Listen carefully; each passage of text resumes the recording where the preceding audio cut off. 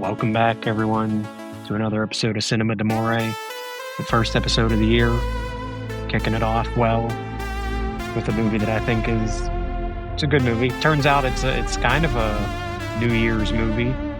There's a lot of calendars and a lot of talking about the end of the year that just happened to work out that way. I didn't even plan it to be, but as I was watching, I was like, they reference like New Year's Eve a lot, like the final day of the year. Thanks, I guess Carl this does Sagan. work out pretty perfectly. Yeah, the cosmic calendar. But yeah, we're talking about Mike Flanagan's The Life of Chuck, because I'm your host, Chuck, joined by Justin. See, it all worked. I don't think we have any Justins in this movie. No. You need to find. Can you find a movie that's got Justin in the title? Is there even one? There's one that has my full name in the title. The one is it about like the horse or whatever? Yeah. It's like Justin Morgan's horse or something. Justin, come on, man. How long have you known me? Justin Morgan has a horse. Or had a horse. He had a horse. I don't know what happens to the horse. It's more tragic if he had a horse. If he still has the horse, it's not. It's tragic. No drama he had a horse. He had a horse. He put it down when it broke its leg, probably. I should see if it's on. It was on Disney when Disney Plus came on, but I still never watched it. So I don't know. Maybe it's time. I don't imagine it would be very good. But there was a trailer for it from Disney that was like, I don't know who made that trailer, but they weren't feeling it that day. So yeah, not a good one. So yeah, this is one of the many Stephen King adaptations we had last year. It's so many. Yeah, he's just racking them up. Everybody wants to hop on that Stephen King train. Yeah, we're just like probably forgetting stuff too. But I mean, there was The Monkey, this Long Walk, Running Man, the It TV. Is there anything show on TV? Yeah, the It TV show. Yeah. I feel like there's probably something else that just we're not even thinking of that like is just a very minor adaptation. But yeah, it's like they just pile them up, and it's this is Mike Flanagan's third after Gerald's Game and Dr. Sleep. I don't think he's done any other ones. Everything else has been other adaptations like Poe and stuff like that. I think he's only done these three. True. Which I don't know. Does that put him at? You'd have to like go back and look because I don't know who's done the most. I mean, Darabont did 3. I'm trying to remember with The his Shining. name. There's like, Shining or not Shining, Mist. Oh, I think of like the TV guy Mick Garris or something. Mick Garris is he did like a ton of them. a billion of them. I forgot, but they're all like the worst. And it's like he's not a very particularly good. I mean, adapting. theatrically, it's like Rob Reiner and Frank Darabont, Like 2 of the biggest ones. Yeah, done 3 of them. Yeah, I even read something the other day because Frank Darabont came back out of retirement to do 2 Stranger Things episodes. He actually replaced that Dan Trachtenberg because his schedule was like not good, where he was in the middle of filming Predator Badlands. So they had an interview with Darabont, and they were asking him about the Dark Tower, and they're like, the show got canceled, or like the idea got canceled or something. He's like, no, I just didn't want to do it. He's like, I turned Stephen King down. I was like, I can't do it. This is too much. But yeah, he started doing Walking Dead, and then had so much trouble working with them that he retired. That seems to be the usual thing. But yeah, I would say we did forget the Institute. That was the other one that they did an adaptation. I knew there was one TV one that was missing, but I think it's because it's on MGM Plus, and I don't know anyone that has MGM Plus. I do. Well, there you Shout go. out the Did you watch it though? Show. No, honestly, it was another thing where, not that I'm against it, because I didn't think the It series was all that great. Actually, in fact, I thought a lot of the It series was pretty terrible. But that MGM adaptation of The Institute like already threw me for a loop, where like the main character's like, I don't know, 17 or something, when they're supposed to be like a little kid in the book. They're like 9 years old or something in the book. I mean, I don't know. They didn't want to work with kids, clearly. They didn't want to do it. I guess I don't blame them. They're notoriously difficult. Not necessarily getting the performances, but you know, they're parents, they're guardians, they're extra, they're little divas on set. I mean, I don't. Just yeah, I feel like anytime talking about the life of Chuck, there's always, I know you're very 50-50 when there's kid actors involved, and I watched this one and I'm like, oh, this is a good kid actor for once, not like super annoyingly over the top.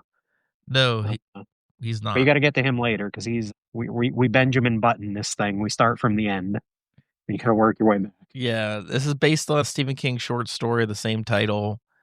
Easily my favorite short story in a long while from Stephen King. Not that they're not fun, but this one stuck with me a lot more. I was like, oh, I can't wait to see this. And I remember when the book came out, they said that Darren Aronofsky was the one that was going to be adapting it, but then it fell through. And they did one other short that went to Netflix already. Like it was pretty quick within the year called, it's like Mr. Harrington's Phone. Did you see Yeah, that? That's I like didn't the want to know. first story in the If It Bleeds book. It's just 4 stories for this short. But yeah, I really, really liked this one. And I think that the adaptation is almost there. It's very good. I think Mike Flanagan is mostly a very good director. Is that a nice way to put it, Chuck? What's his shortcoming for you?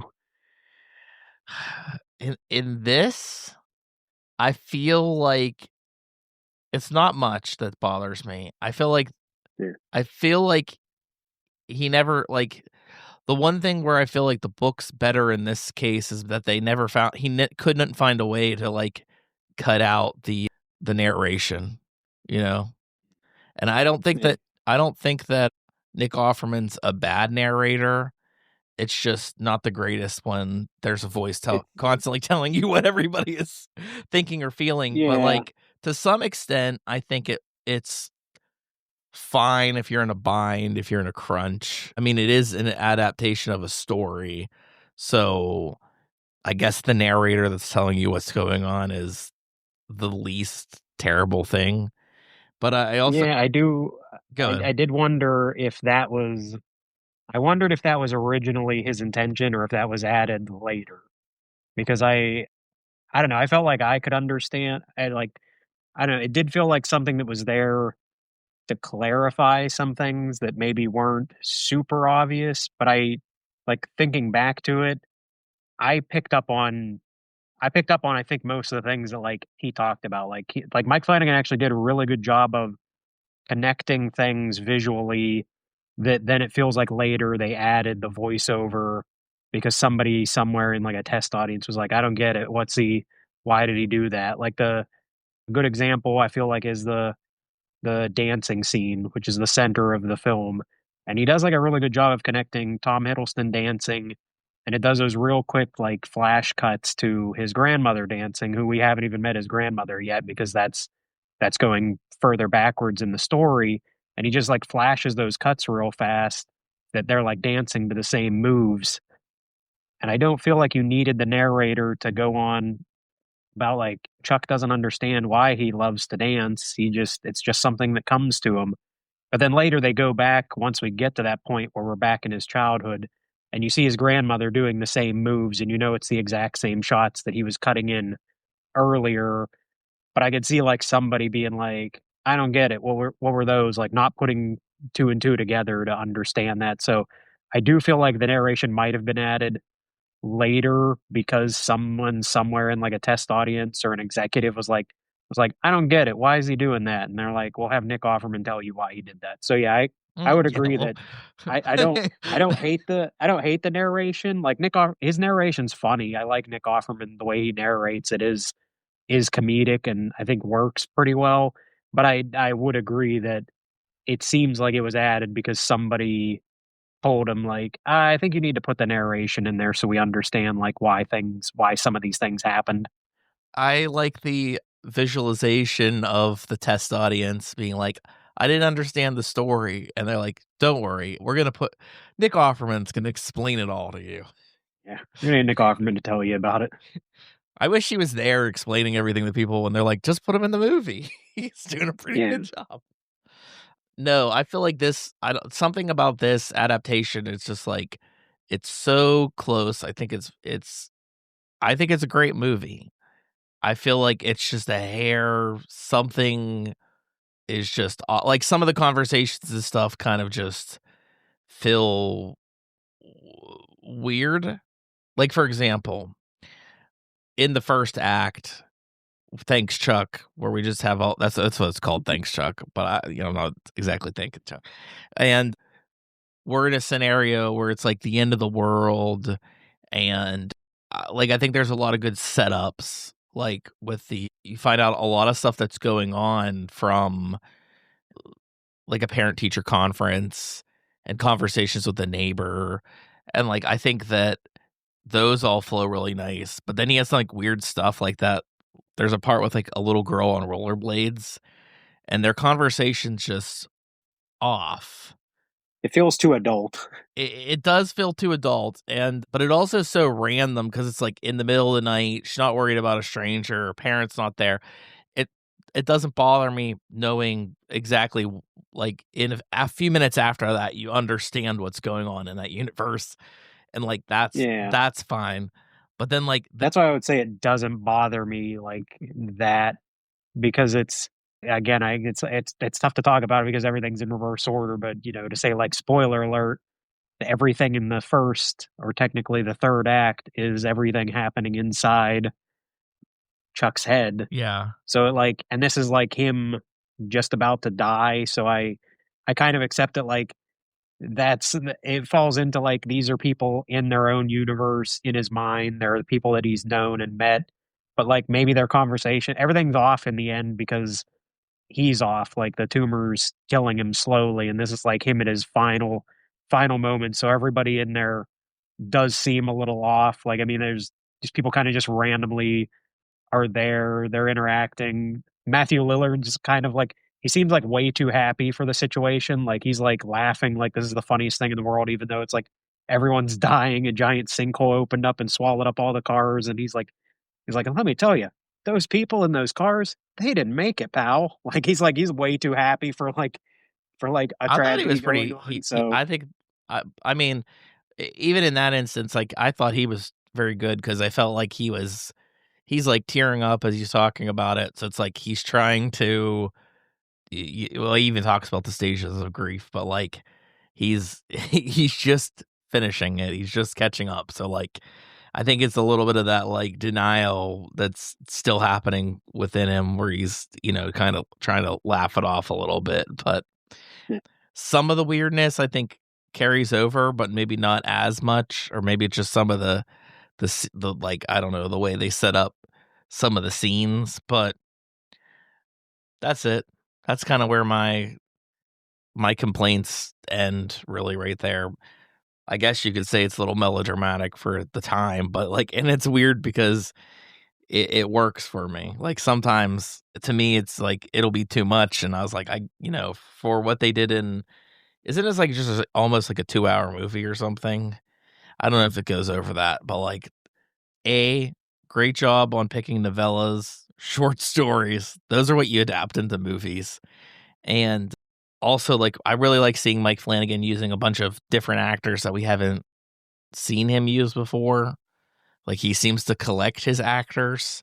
Like yeah, there's a lot of familiar faces, and a lot of his regulars are in like smaller, feels like more cameo parts in this, like David Dasmalchian, stuff like that. Like the people that he likes to work with are in smaller areas. yeah. And I'm trying to think of. I don't know her. I should know her name. She's in enough stuff.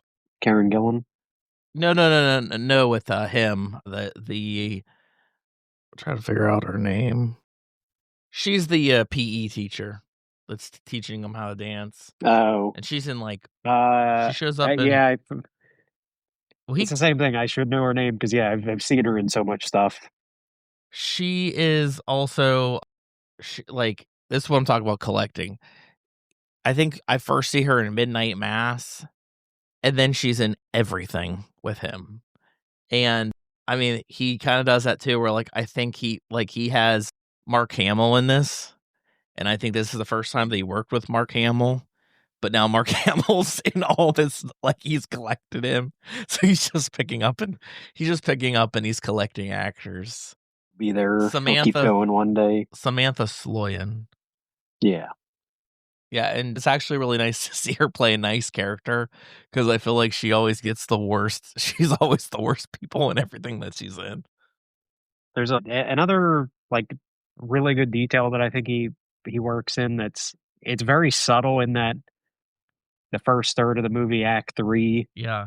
but it is a good tip off that something's more off than it should be. Is and I caught it early, but I just thought maybe it was just a weird directing choice. It wasn't until later that I put it together. How everything in that first section, it's all a lot of jumbled. You can't tell what time it is. Like there's cars from the 50s, and then Karen Gillan's house phone, it looks like it's out of the 80s. That like and there's so much stuff and everything's all mixed up, and like I was like thinking about it as I'm watching. I'm like, why is her phone so old? And like why are a lot of the cars like there's a mix of brand new cars from today, but then there's brand new cars from the 50s that like are side by side everywhere. I was like, what time is this supposed to be? And like I was like struggling at first to like put that together, but like I think it's like a really good, very subtle thing. Like they could have just had everything and just left it modern and just like kind of ignored that. And like the fact that there are just those little details of like, oh yeah, he would think in his mind he'd remember the house phone that his grandparents had when he was a kid in the 80s or something like that. Like that's what the phone would look like. So in his mind when he's telling a story, that's what he thinks of as a house phone, not, he might not think of everybody using cell phones because it's still newer to him. Yeah, and then they do things like the disasters are kind of like the stuff that you've heard about your entire life, where they're like, Yeah. eventually California is going to fall into the ocean. And like that's like a huge thing of what disasters are Yeah. happening is The bees are gone, the bees are going away. Yeah, yeah. it's everything that they've just talked about. Everything's like hurricanes in this area, earthquakes in Asia, monsoons. Yeah, it's just like it's like generic disasters that you would think of, nothing like super specific, or it's not like they worked it in to be like, oh, it's aliens or something like that. It's just all the things that he could imagine could happen to the earth. Yeah, I do always recommend people, obviously at this point, and Chuck brought it up, it's a spoiler, we're getting into it. I My favorite thing about when I first read the short story was trying to figure out what the hell was happening.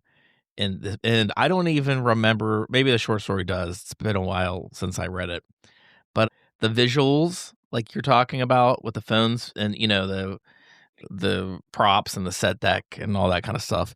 I think that maybe that might be something the movie does a little bit better because I feel like with the movies that we watch, sometimes like you're just sort of like, oh, it's just a weird directorial choice or something like that everybody has really old cars for some reason, and we're just going to ignore the fact that that's what people are driving around in.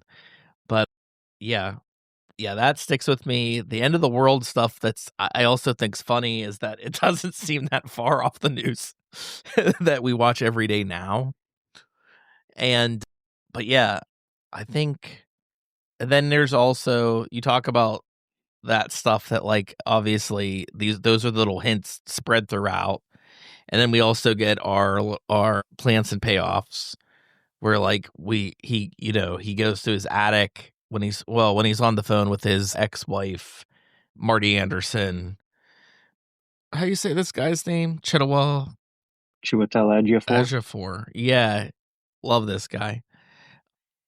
There's a part where he calls up his ex-wife and he's talking to her, and it's around the time or during when he's doing the calendar stuff. But like he walks up his stairs and it's like there's just a door with a padlock on it. And it has that weird cut of like another like a jump cut of a closer shot of the lock. And so like we start getting some of those things on top of phrases and stuff that kind of come back in the end. And I don't know, I feel like that tied up with like all these characters basically knowing that they don't have a lot of time left makes it like ultra sad. It's like the sad, I mean, Up probably did it faster, but it's one of the sadder openings I would say for a movie. But yeah, the gist of it is the world's ending. This guy, Marty, who's at least the main character in this act, he's like, I'm gonna spend the last couple moments with my ex-wife. And I don't know, I think the way that they do it is kind of eerie too, where like the stars start disappearing out of the sky, and They're like exploding. yeah, they're like getting like sucked away or something. And It's a weird, it's a great, like, yeah, the structure of the movie works really well. I will ask, because this isn't the story that I've read yeah, previously. I just knew it was does the story go in reverse as well then? yeah, Does it start? Okay, so because I do like it's a very like comedic setup, and it is weird when you get into this movie and it just starts with like the world's ending, and then like the biggest thing for these guys is, he's driving down the street and he just sees a billboard that's like that's talking about Charles Krantz retiring. Thanks, Chuck, for 39 years. And they're like, that doesn't make any sense. So like, he doesn't even look like he's 40. Like, what do you mean he's been working 39 years? So like, it doesn't make any sense. And like, no one, they hear ads on the radio playing. It keeps popping up on his TV. And like, he even asks a woman that works at the bank that, this supposedly says he works at, as an accountant. And she's like, I've never heard of that guy. There's no one that works at the bank with that name. And it's like, it's such a weird, she like, also has he the just best keeps, explanation for it. She's like, I think it's just performative art. And I was like, yeah. that's what I would probably think at that time, because like he's on all the radio. Like you would just think like, oh, this guy just buying up advertisements where nobody else cares Yeah, about it. he's just doing a joke, and then like it is a great. I do like the moment though at the end when he's there with the little girl, like roller skating around the neighborhood, and he's just looking around, and then all the lights go out, and then in every window it's just a picture of Chuck in the window, and like it keeps alternating, like from him being young to then him being like dying in a bed, and like, and it's just creepy. It's just in every window. It's just popping up, and like you can't escape it. So everywhere he goes, he just keeps seeing his face. And even as the world's ending, you're at this point in the movie, you're still like, yeah, but who is that guy? Like, what's going on? Why is his face everywhere while the world's ending? Yeah, and I think that it's really well done at the end of that first act, where like visually you'd 100% understand it, because they like Karen Gillan, who works as Felicia, his Marty's ex-wife, who's in the hospital. There's a weird moment where like the heart monitors or whatever, even though they're not attached to anybody, they're all running and they're all in sync. And that sort of comes back and you're like, oh shit, well that's why that's like happening, because he he's dying. This guy is dying. And like, yeah, you start hearing the phrases too, with like he's there with his son and his wife, and they talk about how he had 39 years, and they're like 39 great years, which is the slogan that's on everything. And yeah, his wife's like, thanks, Chuck. And that's like the other slogan that ends up being everywhere. So like you get the idea that like those things too, that's like popping up everywhere, is because what they're saying to him as he's dying is the last bit of information that's like getting plugged into his mind. So it's like kind of overtaking everything else as it's dying away. And I think that really stuck with me. I really think that that's clever, and I like the idea. Stephen King does it a lot too, where he does like mental planes, if that makes any sense, where like he well, like if you're inside the head of somebody, like they do it in Dreamcatcher. Dreamcatcher's like the biggest one I always think of. Yeah, the mental library. Yeah, he's got all the filing cabinets and stuff like that. He's done it in Doctor Strange too, where they're like capturing Sleep. Dr. Sleep, sorry.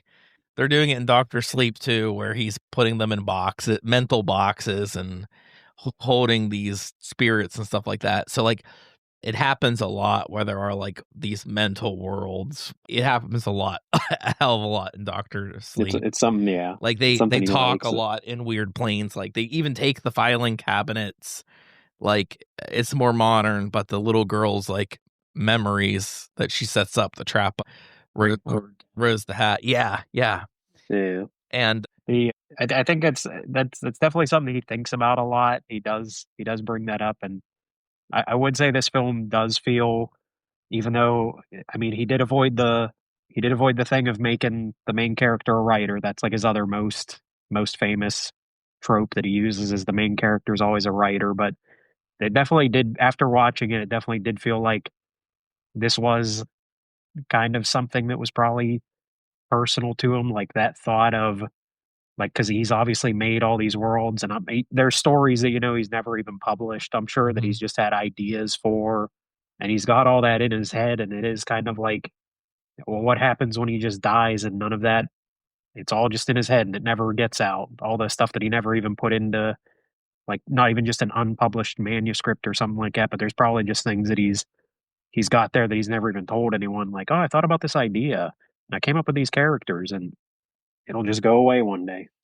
the way that it works is great too, because a lot of the people that you see in that third act, which is completely in his head, are people that he ends up seeing in like his actual life.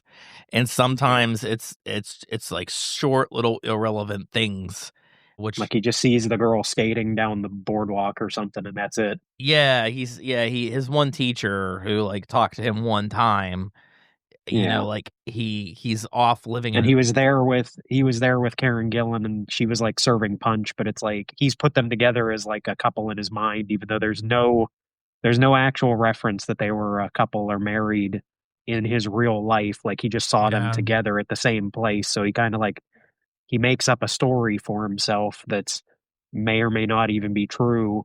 Or And the maybe other they nurse at yeah. the hospital is like just sitting there drinking coffee, but he makes up like a whole world and a whole job for him. Maybe they have a little bit of free will, like they're where they are in his mind, they're just kind of like living. Like me, I feel like since they're scared and they don't know what's happening, and it's not necessarily like his. I feel like they do have like a free will. It's the best way I can explain it. I think that they're like in a part of his brain and a part of his memory. Like you ever like remember somebody very vividly from like 20 years ago, and you're like, I haven't thought about that person in, well, obviously it's 20 years. I haven't thought of that about that person in 20 years. I feel like that's kind of what it is. Like that person's somewhere in the back of your head. They've never left. You might have forgot about them. You're not necessarily concentrating on them all the time. So I kind of like that idea. I love the way that it deals with, mortality and acceptance and, that kind of shit. But then I think what gets weird is, or not weird, which I think really makes it unique, is when it gets past what would be like the darkest ending of all time. If that was literally the fucking end, if they did it in the other order, it'd be the darkest of all things. And also it wouldn't really work with the way that the first act ends. But when you get into the second act and you're getting into his life, Chuck's life, the life of Chuck, you start to like get a very, it starts to become like, what did you appreciate the most about life? I mean, that's probably the second act. Like what makes you you, and he's obviously, through all the narration, I think this is the heaviest narration, is probably in the in the middle. He's an accountant, you know Offerman does his, like, he's gonna die in 9 months. He does not know that. And this is just like kind of like a fluke in his everyday life. So this day is not like anything else that's, like he lives a very boring accounting life and he does very boring accounting things except for this day. Yeah, like the description of like he can speak the same language as the accountants, but he'd rather not spend his entire day off like being around them. Yeah. He's a great accountant. He knows what he's doing, but when he has a day off, he'd rather be anywhere else other than hanging out with other accountants, which all plays into once you get to the final act. Like it all makes sense as to why he has that view of everything. But yeah, the middle is just like it is a very fun section. It feels like the most important sections are the first and last act, and then that middle section's just like Mike Flanagan's just like we can just have fun, like just do this big huge dance number and show it off, and yeah, kind of show like the little bit of joy in his life, like maybe the only thing that's made him happy, which is dance, and connects him back to his family. Yeah, I mean, it all. I mean, accounting too connects him to his family. He is literally. I mean, you don't find this out necessarily until the third act, but he is literally his grandparents split in two. Like their influence greatly affected his life. But yeah, the thing that I think's crazy is like they don't really in the narration. They don't bring up obviously anything about his background in dance. So it does just seem a very insane where he's like, but yeah, this is most fun, obviously. But yeah, they have the busker that plays the drums, and I like how they say she's from Juilliard, but this isn't where her parents would want her to be. And but yeah, it's just like, and it's like a day for her that is, and I mean, this could also be a memory if you want to say. I don't know if we're necessarily, we probably are the present. I don't know. But well, the reason I was bringing that up is oh, it was such an excellent day for that busker too, and everything's so happy. Like it kind of plays like a memory to me, where it's like there was nothing bad that day. Everybody was all in it. Obviously, she made so much money, and so I guess it also like it works either way. But yeah, it's a really fun narration of her starting and changing up the beat, and he could dance all this stuff, and it's a little bit ridiculous with like how how good of a dancer he is.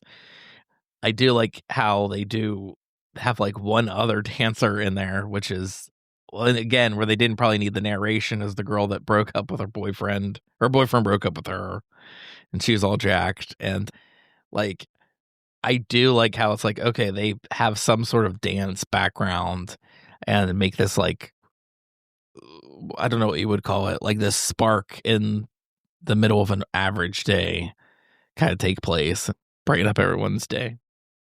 Yeah, it is probably the last moment of joy. That's where he gets a headache. It's probably, I guess, the first sign of the tumor. So presumably, right after that, probably had to go to a doctor, and that's when he got diagnosed.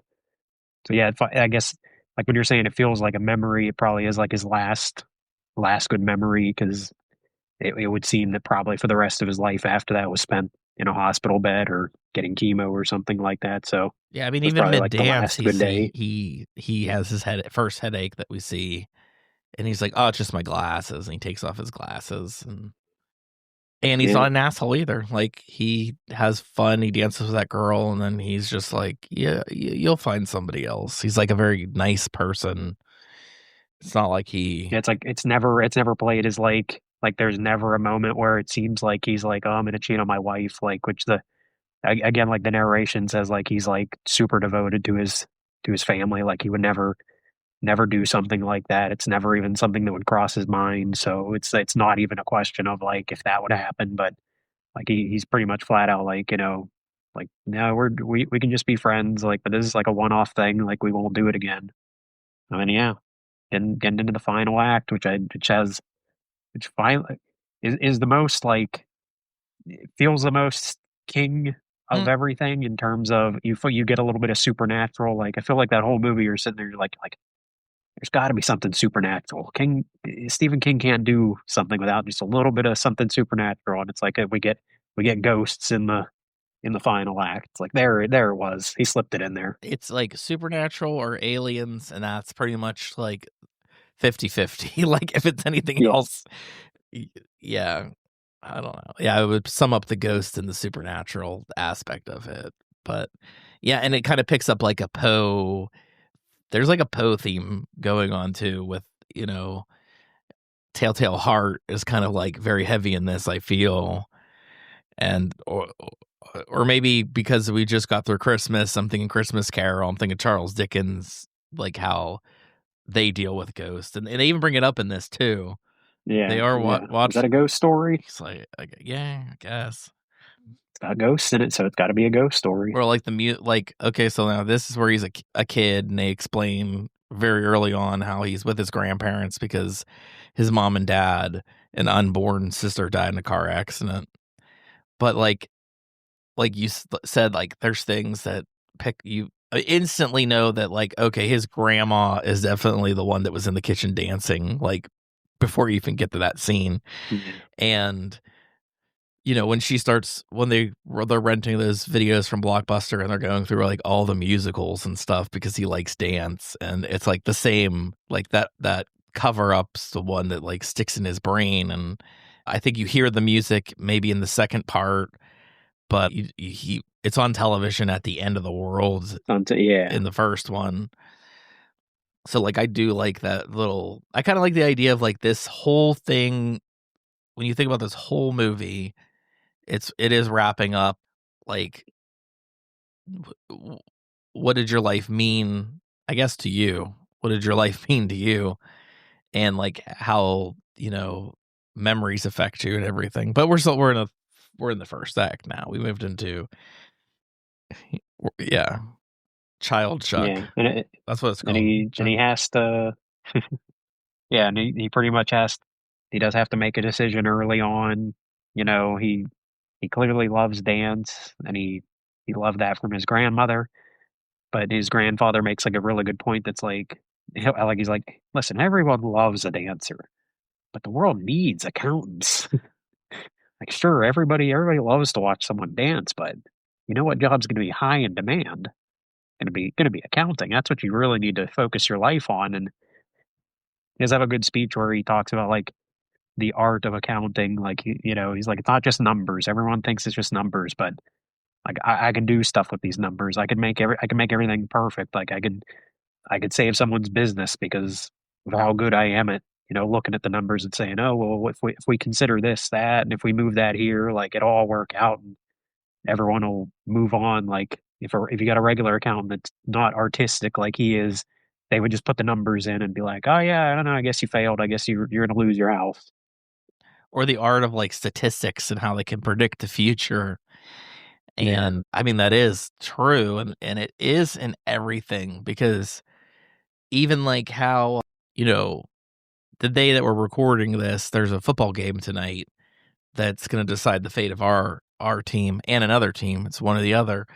And like everything you see on the news is just like, well, statistically, this, you know, they don't win as many times at this stadium. And statistically, this quarterback's not as good against that. And it's like, yeah, it's really funny that like you think about it and it is everywhere because, you know, or sports betting and stuff like that. That's like Math the app. And maybe you make money off of it. I'm assuming most people don't make money off of it, but That's yeah. Vegas is just statistics. Yeah. And then It's all like just he pulled out all these people from like the 80s too. Like I don't remember seeing Mia Sara like since Ferris Bueller's Day Off or like Legend. Like those movies I grew up with and watched like a billion times as a kid. And he pulled her out of retirement. And I do like how it's like she's the grandma. And I'm like, she still doesn't seem that old, but I know. I feel like they had to like make her look older. Like I feel like she doesn't even look. Yeah, she doesn't look as old as Mark Hamill. Even though again they're probably close to the same age. I mean, they were well, in movies at the exact same time. I think they do jump back and forth. Like you do see like do see older Hamill and Sarah, and you see like younger versions of them. So I think that's probably why they went with that age because they could kind of do some makeup and everything for it. But then, well, I can't. Heather Langenkamp that does Nancy. Like she's in Yeah, it as too. the neighbor. It's crazy seeing these people being like old people. Like it's like they like I don't, again. I was like, there's no. She's not that old. She can't be that old yet. But yeah, she's the neighbor that like I guess story wise we should say that like okay we see the attic that's very much the attic that is in Marty's house with the lock on it. Yeah, you recognize it as soon as they show it. You're like, oh, that's from the third act. The that he looks at. Yeah, his grandfather won't let him up there. They say the floor is bad or like bad memories and like there's bad like a bunch of bad shit up there. Don't go up there. So like it's been a mystery his whole life. And then there's a night where like he gets drunk and he just kind of explains a little bit of what's up in that attic. And but he starts talking about this Jeffries boy that got hit in a car accident. But like he quickly realizes what he's saying and like stops. So like Chuck's like, I gotta find like who loves to talk gossip. And it's Heather Langenkamp. That's the neighbor. They're like, I'm gonna go over there and just, And then yeah, the last thing he brings up is like he does make like a vague mention that like he's seen his grandmother up there. That like that's the last thing, and he's like now I just wait. Like I know how they'll die, or at least like he at least sees their death, but he doesn't really know when it's going to happen. And then he eventually Chuck steals his keys when he gets drunk and falls asleep and opens it up, and he ends up seeing his own death as like the final one.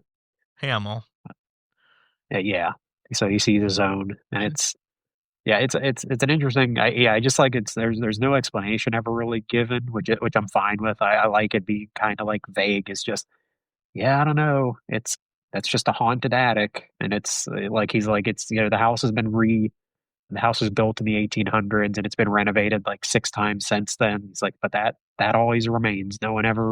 Nothing ever changes about the attic. It always stays the same. Like everyone always just leaves it empty. Like it's just always been there, and it's always, I guess, always been haunted or always had some sort of predictive power.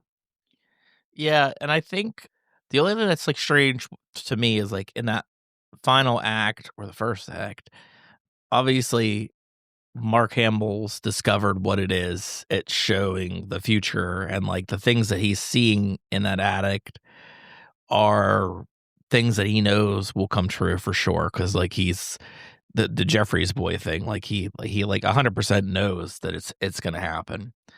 So like he's haunted by kind of like knowing how things are gonna go.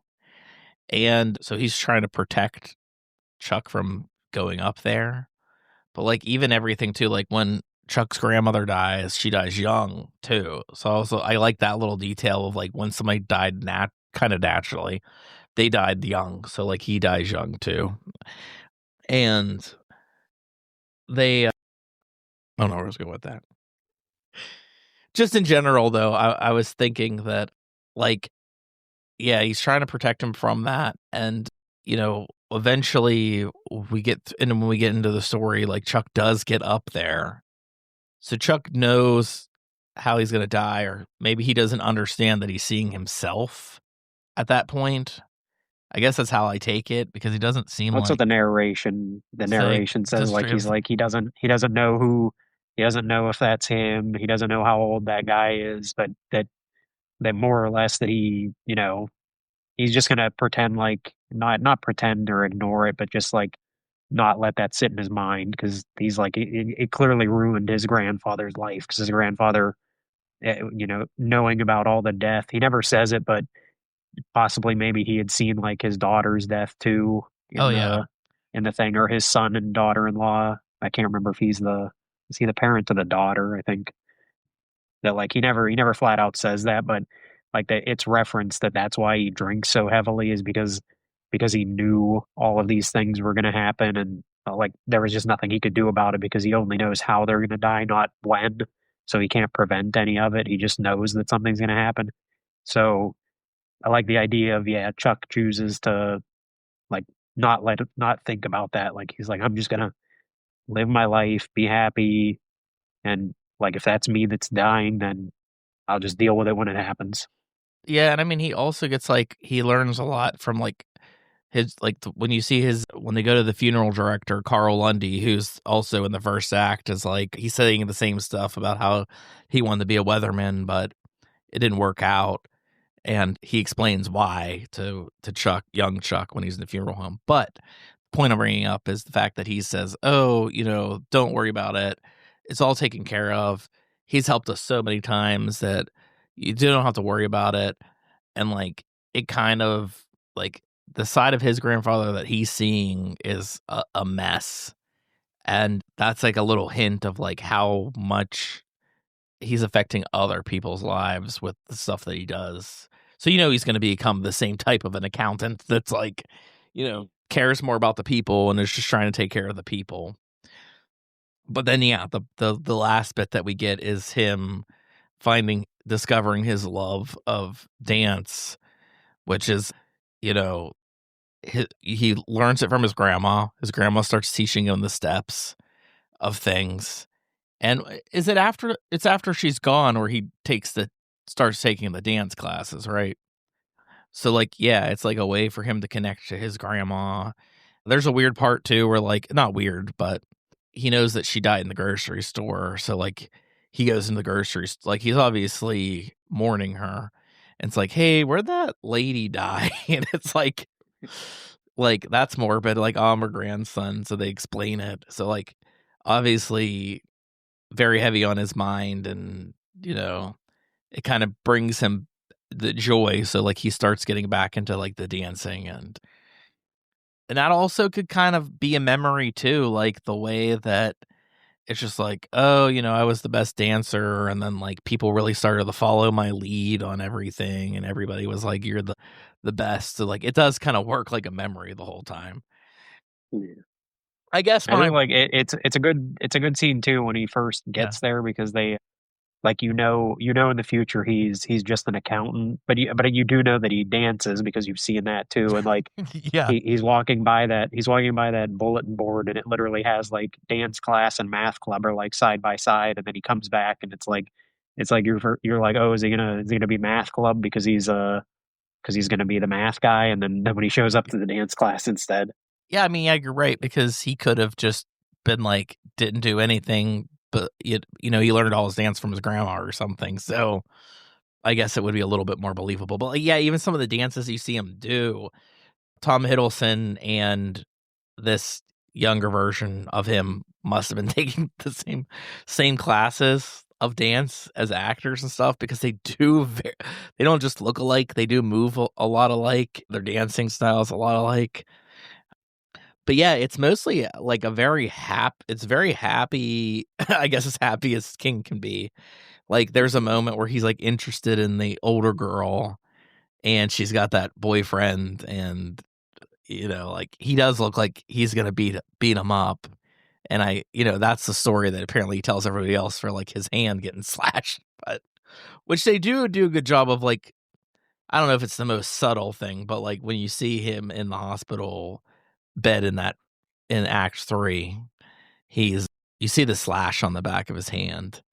And then I don't remember if they bring that up ever in the second act, but like the third act sort of like, yeah, like how Stephen King sort of like having it's another memory thing, like scars being like a memory to like a very specific time, and you kind of carry it with Yeah. you forever. And So it's like, and it brings up like he doesn't even remember like why he lies about it, like why he tells people that he got beat up by that guy, and it's like I guess the thought process is probably like why he lied about it is like it sounds like a cooler story than he just got like really excited and was dancing all over the place like being happy like, so he's like it's cooler if I say some guy beat me up. It's like instead it was just he was like he went to the football field and was on the bleachers dancing, and he got his hand caught on the fence while he was dancing and just being happy, and he's like,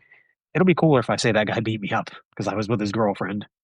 Yeah, it's exactly that. Yeah, what happened to your leg? How'd you break your leg? And it's always like, I just stepped on it weird.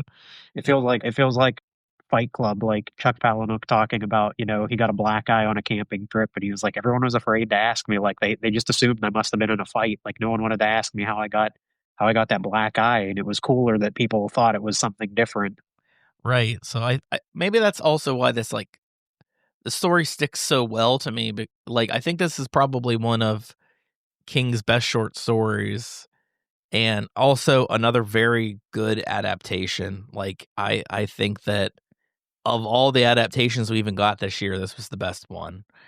And yeah, just the way that like we get a little bit of everything. We get all of his best ideas. We get a mix of like you said, everything that he always loves to do. Like he's obsessed with death. He's obsessed with the end. He's obsessed with his career and his legacy, and kind of like always been haunted by like his childhood, and it all's rolled up into this final story. Yeah, yeah, I was definitely glad to watch it. I put I still think Doctor Sleep might be my favorite Mike Flanagan Stephen King one, Can I but add that an also is just because asterisk? I really love. Yeah, yeah. It's the But even though director's it's cut is great, and the theatrical one is just is like it's like this where I'm like there's a hair off somewhere with it, and the director's yeah, cut like fixes it. yeah, it puts a little bit more in. Which and I'll say that for talking about like actors that he's worked with that he puts back in. I like that kid Jacob Tremblay's in Yeah. that weird like puberty phase where it's like I didn't even recognize that was him at first, like Uh till I saw the credits. And I was like, oh, he was the older version of Chuck, or like the middle version, like not the super young kid version that you saw the whole time, but he was the one that was like 17 he when had like his 2 minutes when of his screen grandfather time. He does dies. not have a Yeah, lot he's of like he's he's so minor there, but he does look like the other kid. But I was like, oh, that was Jacob Tremblay. I was like, he like pulled him in. So yeah, again, he does love working with his same actors that he well, puts in everywhere. But Tremblay too is like one of the best actors performances I think in Doctor Sleep, where like they kidnap him and they're like, we're gonna fucking murder you. And it's so scary like he does. But yeah, his my god, there's so many people in this. His wife obviously has a big role. He's married the Kate Siegel, who's the teacher, who's another like inspirational teacher that kind of like explains the idea of the multitudes, like containing multitudes, which is sort of like she basically explains like, yeah, anything you see or think just kind of starts building this world, and the longer that you're alive, the bigger this world gets. And yeah. Yeah, I always would say every single person, the other hospital worker, Raul Coley, I feel like I'm Coley, butchering everyone's yeah, names. I think he's really good charismatic actor, and like, but he's another regular. And then I'm seeing a bunch of people that like I didn't even realize were in this movie. Like, a lot. He did like the Ryan Johnson, Joseph Gordon-Levitt. Like yeah, I yeah, saw like Carla Gugino's like a voice on TV, stuff like that. Yeah, Hamish Linklater's in it. Yeah, like it's other people yeah. that he's worked with. But yeah, he just collects them, and and even too like I know he's working on his next Stephen King adaptation now. They're doing another like 8 episode thing, but for Carrie, and I always feel like let Carrie go, but at the same time, I don't think Carrie's ever been like perfectly told. De Palma's is the best with The best out of the versions. it's Yeah, the best out of the versions, but it's still not like the. I feel like it shouldn't be the definitive version. Like there's still something like off with the way that they do the story. But I think the one thing that hasn't been done is like the way that Carrie's told is that it's all like from newspaper ads and witness accounts and stuff like that. And I feel like that's probably the way that they're going to go with this TV show. I mean, we'll see. turn it into a found footage movie. Yeah, but it goes back. It goes back 100% to the Dark Tower, where like he's like the 500th person, where they're like, yeah, he's gonna be making the Dark Tower, And he's like, we're working on a new Stephen King show, Carrie. I'm like, what are you doing? Stop. Just make the fucking show. Just make the show. Just make The Dark Tower. I get it's expensive, but like we've talked about this a couple here and there on the podcast.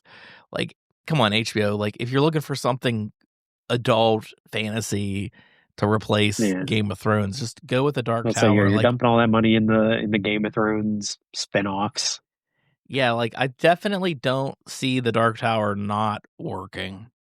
I really don't, because like if you do it right and it has to be a TV show, I think that you'd knock it out of the park. And like I know there's pilots and stuff, but like I also feel Flanagan said that like if you do adapt it, he thinks the way they adapt it is exactly how it's written, like from book 1 to book 7. Oh, I guess 8's squeezed in there too, because 8's in the middle. But a lot of times when they were trying to do the TV show and they did the pilot, I should know this guy's name. The guy that like wrote the pilot and everything too.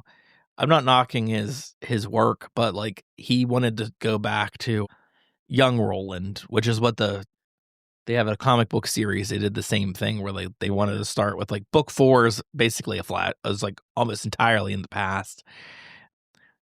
You know, obviously the first book goes back and forth, but they always want to start. It's weird because the way they tell the story, they kind of tell the story as if like they're living characters, but they're kind of trapped in this story. And I've always liked that aspect. Like that's another cool King aspect. You see what I'm excited about too with King. It's not the horror. Everyone always thinks that it's like, oh, it's the car that comes to life. And it's like, no, that actually is really not a great idea. But like the way that it's always the characters and stuff, the way that he tells the stories that make things the most interesting. And yeah, I don't know. I don't know if we'll ever see The Dark Tower. I'm not counting that movie. I don't think the movie's all bad either. I really think Idris Elba did a very good job at playing Roland, but I think it pretty much it ends there. The kid was good too. He's just a little too old, but yeah, this immediately when I read was like, this has to be adapted. This is like Life of Chuck is probably one of the better stories that I've heard in a long time. And I even know people, like I've told people at work about it, and when they watched it, even though I've prefaced that it's not a horror movie at all, except maybe the beginning a little bit, they were like, that's so much more heartfelt than like I thought it would be. And I'm thinking like, yeah, but you think about like Stand By Me, and even the Shawshank Redemption has that. Like there's a lot of moments that like he does capture that like slice of life, nostalgic, feeling. And I told you I was always like, Chuck, you got to read it. It's The Life of Chuck. It was definitely worth it. Yeah. I mean, pick up the book. It's a short story, Chuck. It's not even the longest one in there. It's like, of that book, the If It Bleeds story is like the longest one, and it ties into the creature, like the same creature from The Outsider. If you remember that series, it's the same creature. It's kind of like a sequel, but it's obviously not as long. But there's the story of the guy's cell phone calling the kid from the grave. And there's another one where there's a guy that like faces off against a rat. And I think immediately after this came out, all those stories got bought up to be adapted into something like TV shows and stuff. So maybe we'll see the rat one. I don't know if we'll see If It Follows, If It Bleeds. Because if they do that, they would probably just have done it as like a sequel to The Outsider or something. Yeah, I feel like I remember them talking about like because that was on HBO, and I think they wanted to do something with it, but then it just still hasn't gone anywhere. So I don't know. Yeah, I don't know. I do think that, I guess at this point, as you said earlier in the podcast, Flanagan is like the better at adapting Stephen King stuff. I'm going to phrase this. He's like Dorabont, where he's at the same level of like 3 movies right now. They're all very good. They're all kind of like the same, like they've all done like similar stories. Like Darabont seems to love like the nostalgic memories, but he still did The Mist. And I don't know. I feel like he's pulling it off. I don't know if he's the most exciting horror director though, Flanagan. Where did you see this? It's on Hulu. Oh, okay. I bought the 4K. My shelves contain multitudes of movies. But yeah, I always thought that was something important to say. All right, and we'll be back in 2 weeks with whatever the hell I pick. Bye, fam.